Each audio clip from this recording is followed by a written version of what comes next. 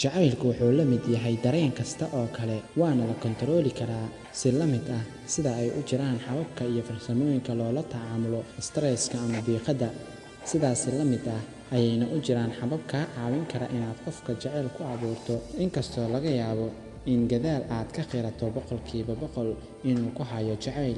Haddaba maanta waxaan idinla wadaagi doonaa 7 hab oo qofka jacayl uga abuuri karto. Haddaba inta aadan muuqaalka u gudgalin, like saar si ay u gaaraan asxaab adiga oo kale ah. Isku day inaad buuxiso qofka baahiyihiisa. Marka ay dadku raadinayaan lamaane cusub, waxay si aanay ka warhayn u raadiyaan qofka leh sifooyinka iyo tilmaamo la mid ah kuwa ay naftooda ku jecel yihiin iyo sifooyin ka duwan kuwa ay naftooda ku neceb yihiin. Tusaale ahaan, haddii uu qofka caqli badan yahay balse kalsooni darro badan, qofkaasi wuxuu raadsan doonaa lamaane caqli badan isla markaana isku kalsoon. Taasina waxay qofka maskaxdiisa u diraysaa fariin ah waxaan hayaa qof aad u baahan tahay.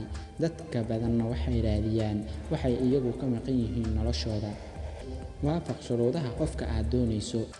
Qof kasta inaga mid ah waxaa maskaxdiisa ku jira shuruudo uu qofka jeclaanayo ka rajaynayo inuu yeesho ka hor inta uusan qofkaasi jeclaan. Tusaale ahaan, waxaa laga yaabaa shuruudaha qofka inay ku jiraan waa inuu noqdaa qof balwad aan lahayn, qof diin leh, qof aqoon leh iyo kuwa kale oo badan. Ka hor inta aadan isku dayin inaad qof jacayl ku abuurto, samee baaris yar oo isku day inaad ogaato qofka waxyaabaha uu xiisaynayo. Marka intaasi ogaato, isku day inaad shuruudahan buuxiso. Noqo qof kalsooni qaba. Ha isku dayin inaad iska dhigto qof aadan ahayn. Wadada kaliya ee guusha ku gaari kartaa waa inaad aamintaa nafsadaada.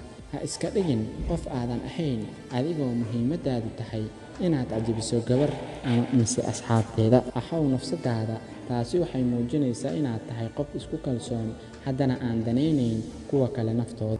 Waqti la qaado qofka aad doonayso, adigoo weliba muujinaya inaad ku faraxsan tahay waqtiga aad isla qaadanaysaan. Qofka marka dambe waxa uu dareemayaa inaad xaggiisa qiimo weyn ka leedahay, aadna tahay qof aad u qaali ah. Bogaadi. Haddii aanu nahay bini'aadan, waxaynu jecelnahay in qofka na ammaano mise wax wanaagsan naga sheego. Haddii aad aragtid qof labis fiican wato, isku day inaad u sheegto in labisku aad u qurux badan yahay. Taasina waxay kaa dhigaysaa in qofkaasi aad ku soo jiidato hadal macaan. Dhoola caddee. Dhoola caddeyn waa habka ugu awoodda fiican ee qofka lagu soo jiito. Macnaheedu waa inaad abuuri kartid fariin farxadeed aadna u diri kartid qof kale. Fariintani dhoola caddeynta waxay kuu suurtagelinaysaa in qofka kale kugu jawaabo dhoola caddeyn.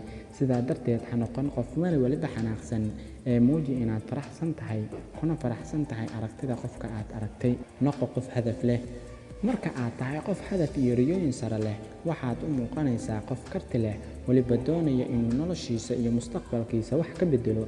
Taasna waxay soo jiidanaysaa qofka kale aad rabto inuu ku jeclaado. Ileen qof doonayo ma jirto qof caajislow ah, mustaqbalkiisana aanan ka fikirayn. Sidaas darteed, marka aad la sheekaysanayso qofka aad rabto inaad soo jiidato, uga sheekay hadafyadaada iyo sida aad u doonayso mustaqbalka.